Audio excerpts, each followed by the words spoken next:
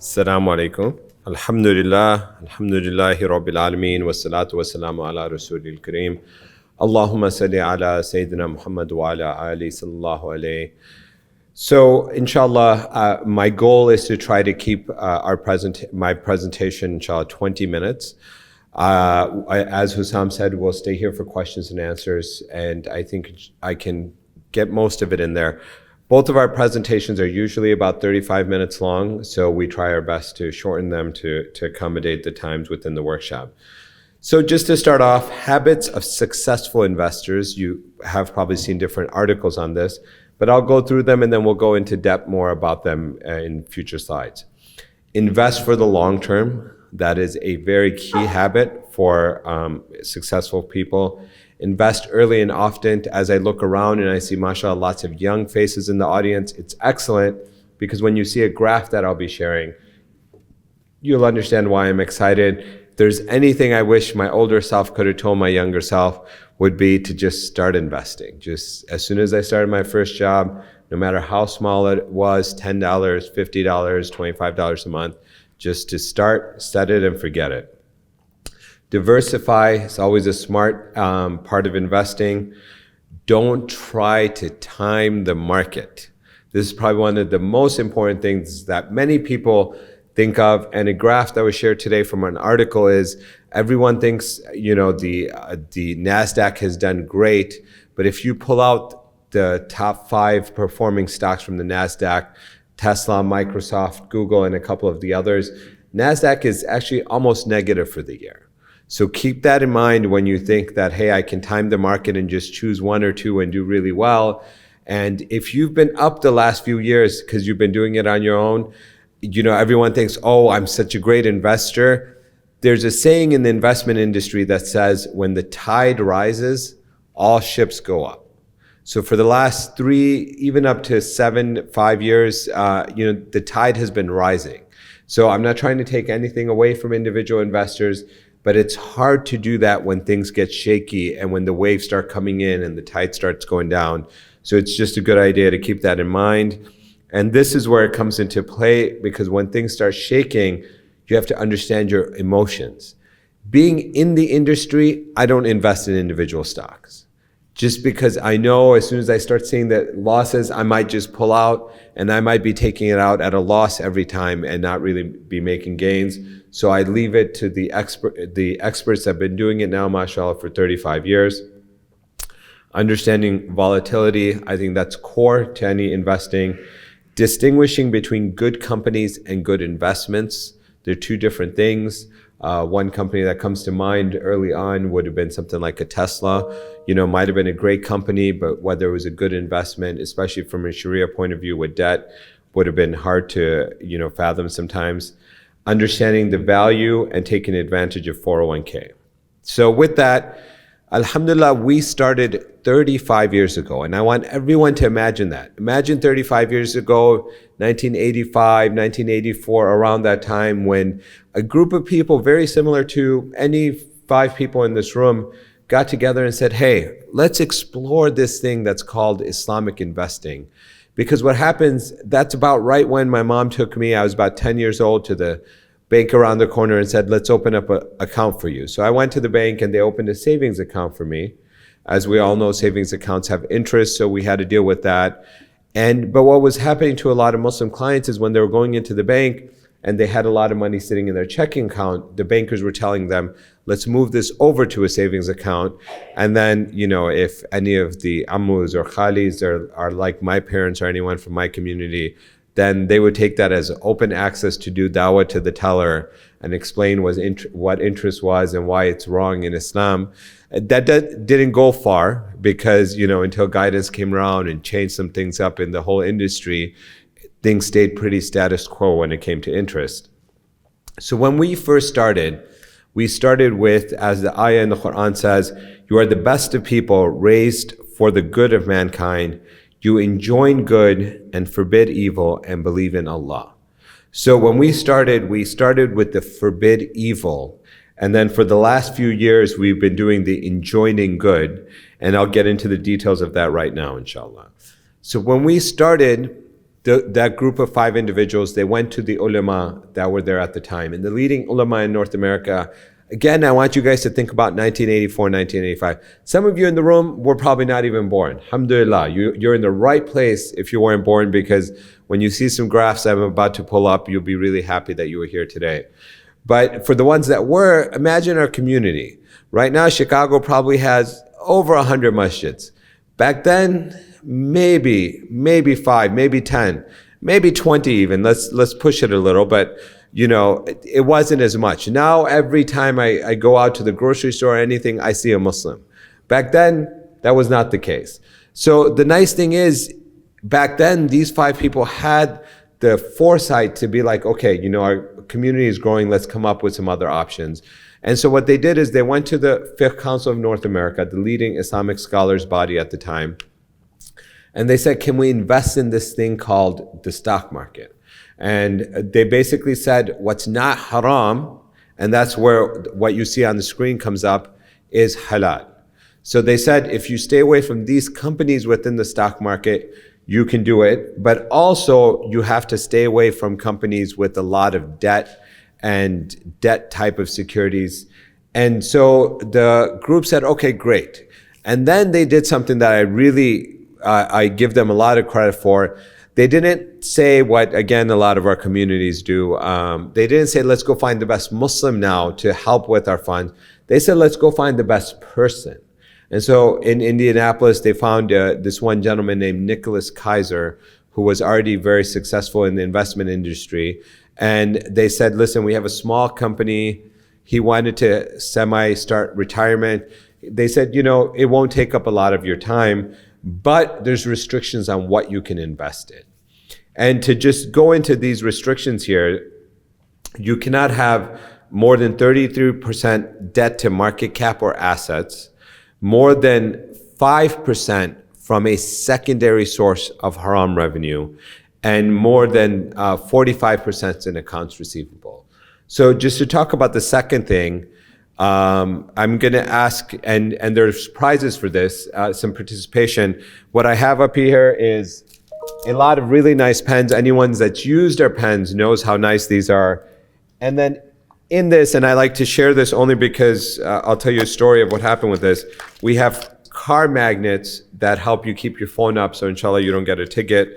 And the reason why I explain what these are now is I went to one of our clients' houses one time, and I saw it sitting on his desk like this with the pen in it. He's like, oh, thank you for the pen holder. And I was just like, well, that's nice, but that's not what it is. So I was explaining it to him, so I like explaining it. So, so if those that participate, inshallah, these will be here for you. So imagine 2 companies, Southwest Airlines and Bed Bath & Beyond. How many people think Bed Bath & Beyond is a halal company to invest in? Remember, participation prizes. But you don't. But if it's haram, don't raise your hand. Okay, that's about, you know, a little bit more than half. How many people think Southwest Airlines is a halal company to invest in? Wow, Hussam helped out there. That was more than the first one. So the answer, actually, you guys got it correct, and everyone that raised their hand, they're welcome to come up and take some stuff, inshallah. If we run out, please come to our booth. Our booth is at C25. There'll be more there, inshallah. But Southwest Airlines, what's its primary industry? Travel, that's correct. So travel, it doesn't belong on this screen. So it's completely halal. Even though they sell alcohol, their alcohol sales is very, very minimal, usually less than 2%. Whereas Bed Bath & Beyond, their primary business is buying and selling goods. And we used to own them. We used to own Target. We used to own Amazon. Their primary business is buying and selling goods. At some point, Bed Bath & Beyond, and before I go into the point of that, we do these presentations across the country to Islamic schools. One of the Islamic schools in New York has a 401k with us. We also do it to masajid. We're realizing more and more Muslims are falling into the same bad habits as the larger American population, where we're not saving as we used to. So we don't want our Muslim community to become zakat burdens on the community. So we really try to stress the importance of saving. So we were doing this in a Islamic school in New York. And if anyone's here from New York, you know, mashallah, there's a large Guyanese community there. And one of the khalis that's a teacher in the community, when I was talking about Bed Bath & Beyond, she said in the nicest Guyanese accent, and I can't do it, but she said, with Bed Bath & Beyond, we know what's in the bed and the bath, we don't know what's in the beyond. And really she nailed it, because even though they had towels and bed sheets, they decided to sell wine in their spa section. Obviously not being one that buys wine, I wouldn't have known this, but we got an alert right away, so we had to get rid of it, just like Target and Amazon. So this is why it's important to understand what's there, what's allowed, what's not allowed. And because Bed Bath & Beyond, their primary role is to buy and sell goods, then the whole company became haram for us to own. So that was forbidding evil. And then over the last few years, we wanted to make sure we were also enjoining good. So all of our funds now, alhamdulillah, are sustainable and green by standards of Morningstar. We're rated as one of the highest funds when it comes to green ratings and sustainable ratings. So we want to make sure we went into that as well. And what that entails is good corporate governance, sustainability, social benefits, and workplace equality. With that, we'll talk a little bit about retirement and then some of the charts of why saving early and often is important, and also the importance of diversification and some of the things that I mentioned early on. How many people, what percentage of what you make now, so let's say you're making $50,000, what percentage of that do you think you'll need at retirement to have a comfortable retirement? 5% of 50,000? 80%? Yes. 10%, okay?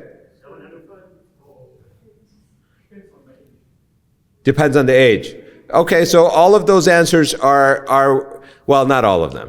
The 80% hits it on the nail. The rest of the answers, you guys might have just been thinking of returns on your investment maybe. So 80% is about what the national average of what they say you need at the time of retirement. So if when you were 60, 65, if you were making 50,000, you need about 80% of that. So you need about 40,000 to be able to sustain your lifestyle. And, sorry? Per year. Yeah, per year. Yeah. So the reason for that is, I want everyone to think about this. I remember my wife and I had this conversation, and she was just like, oh, by the time we retire, inshallah, we'll be done paying off our house. All of our kids will be done with school. My youngest is 3 years old. For me, at least, it's 20 years away. So, I know it's going to be a long time. But so I told her, okay, let's think about this. We live in Cook County, Illinois. Anyone that's from Illinois knows that it's also called Crook County, Illinois. And the reason for that is because of, you guys have all seen it in the news, but one of the things that does for us is our property taxes are very high. And so I told her, I go, okay, let's think about our property taxes. Inshallah, we'll be done with our house, but how much is our property tax? She's like, I don't know. I'm like, okay, well, it's about $1,000 a month. She's like, oh, wow, that's kind of high. I'm like, yeah, so we still have to pay that, even if the mortgage is done. So take that into account. And then I said, alhamdulillah, my wife is Syrian and she helps out her family in Syria. I said, at the time of retirement, are you still going to want to help your family in Syria or anyone else? Like, let's say our kids come to us, mashallah, we have 4 kids, and each of them come and say, Mama, Baba, I want to buy a house. Can you help me? Are you going to say no? And she's like, no, Habibti, how can I say no? So I said, okay. I said, let's take that into account. And then I said, alhamdulillah, the kids go to an Islamic school or the masjid, we go to fundraising dinners, we like to try to donate to the community. I'm like, would you want to do that? She's like, no, forget that. She's like, that'll be someone else's problem. I'm kidding, she didn't say that. But, keeping that in mind, you realize that, oh, wow, I'm going to need to make about the same as what I make now at the time of retirement. So the actual number is between 70 to 80%. But the realistic number with healthcare costs, and I'm sure everyone is feeling this with health savings accounts, is closer to 100% of what you're making now is what you'll probably want at retirement. Oh, the last question I asked her is, I said, you always said you wanted to travel. We don't like traveling anymore because we have 4 kids. But we're probably going to want to do that when we get rid of them, inshallah. Nowadays, who knows if they'll ever leave. But, if that happens, I see some parents laughing. Wait till they're teenagers, then you'll understand what I'm saying. And my oldest is only a teenager. I can't even imagine what happens when the rest of them join that age. But so if we keep all of that in mind, you realize, okay, I really need to be close to what I'm making now at the time of retirement. And to do that, the rule of thumb is that you need to start saving at about the age of 23 or 25, anywhere from 10 to 15% of your income.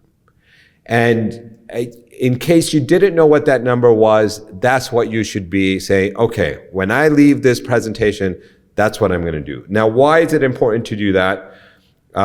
It's important to do that to answer this question: will I have enough money at the time of retirement? This is something we all think about. Part of it is what we save ourselves. And when 401k first got started, part of it was supposed to be coming from a pension. Obviously, that's not there for most people. And the third part was supposed to come from Social Security. How many people know what the average Social Security check is in America? Yes. How much? $1,000? Very close. The average amount of Social Security in America is about $1,300, $1,400. Now, if you did not save at all in your 401k or anything else, and this was your only savings, do you think you can live on this, or this is just basically going to cover property tax or rent for, if you're lucky, rent for a one-bedroom wherever you live? That does not include, prescriptions. That does not include electric bill. If you want to still have a cell phone, hopefully someone invents something that makes cell phones obsolete, so TikTok and everything else can go away with it, inshallah. Again, my teenager, and he's not even on that stuff. Anyways, alhamdulillah. So 13,000, just so you have an idea. And this is if Social Security is around in the way we see it now. Everyone knows that Social Security, I think they're saying now 2034 is when Social Security will be bankrupt. So that just gives you an idea of what to keep in mind. Now the charts, if you've paid attention to nothing else I said, just give me the last 2 minutes, which is about what I have of your time anyways, for the next 2-3 charts. So if you start saving at the age of 25 at the rate of $5,500 a month, which is $4,833 roughly on a monthly basis, so $5,500 a year. By the time you retire, just taking a rate of return of 7%, and alhamdulillah, our Islamic funds have done way better than that, but just being conservative, you will have $1.2 million by the time you retire. So if you start at 25. Now, if you just wait 10 years, same amount of money, same amount of returns, you'll have less than half of that, only $560,000. And if you wait 20 years at the age of 45, you'll have about $240,000 only. So the first number is going to make you very comfortable at the time of retirement. The next two numbers, you really have to wonder. And now this, for people that are older like me in the audience, this does not mean, khalas, I'm done, I give up, I'm going back to, I don't even know where you're going back to. I was born here, so I have nowhere to go back to. But, that's not what it means. The Prophet Muhammad ﷺ said in a hadith that, if you think the end of the world is tomorrow and you're planting a tree, you should continue to plant it. So what that really means is the best time to have started was 25. What's the second best time to start? Today. That's right. So if you want to stop by our booth, if you want to go home and do it, almost everything can be done online. If you have a 401k through work, majority of our clients are able to invest in the Islamic funds at work through 401k. And the beauty of investing in the market and 7% is that if you started at 25, you only put $220,000 into the market. The $1 million plus, especially if you use a number more aggressive than the 7%, comes from the returns that you got from the market. So look at the dark green, that's money that you didn't put in. The light green is money that you put in. This is why the young people in the audience, I didn't have this when I was 25, but please, when I'm dead and you guys are comfortably retired, remember me in your du'as. even if you don't take my advice, remember me more if you don't take it, because that means you'll be struggling. But if you take it and you're comfortable, please make dua for me, inshallah, because this is what happens when you do it. Really quickly, many people are scared to invest in the market. The market, since it began, has given an average return of about 9%. Alhamdulillah, our funds have done better than that, actually, even. And this is following all of the Islamic principles that I've mentioned. What are the types of ways you can invest? Traditional IRA, Roth IRA. For most people, it's $6,000. For some people over 50, it's $7,000. We can give you the pros and cons of that, inshallah, later, or at our booth. Employer plans, 401k, 403b. I was just talking to a gentleman at our booth who's at Michigan State. He's able to invest with us through Fidelity, Charles Schwab, through their open brokerage option. As I mentioned, we've been around for 35 years. Our oldest fund is 35 years old. Then the community wanted a more aggressive fund. The next one is 27 years old. Then they wanted an even more aggressive fund. Then we went to the developing world outside of the United States. That's about 12 years old now. And then most recently, as the community gets closer to retirement, or some of them at retirement, we have a very low risk fund for them. That's the Sukuk fund. This just gives you an idea of our returns. If you invested 10 years ago with us, in our growth fund, you'd have $10,000, you'd have almost $50,000 today. And with that, two things that I'll mention. On our website, there's a fund selector that'll help you choose funds if you don't have an idea. But what I always tell people is, if you're someone young and you go through it and then it comes back saying put majority of your money in our lowest risk fund, please talk to us. Don't just take that advice because you're not going to have enough for retirement. Let us get you into what's correct. And then any numbers that I mentioned, these are historic numbers or averages we use. It's not guarantee of the future. One of the things with investing in the market is there's no guarantees. With that, inshallah, I'll open it up for questions and answers. Either myself or Brother Hussam, we did this yesterday, and we'll just come up. If you want to do questions, please just go to the mic, and that way everyone can hear you, inshallah. Yeah, just line up, and I think that'll be the easiest way. Jazakallahu khairan.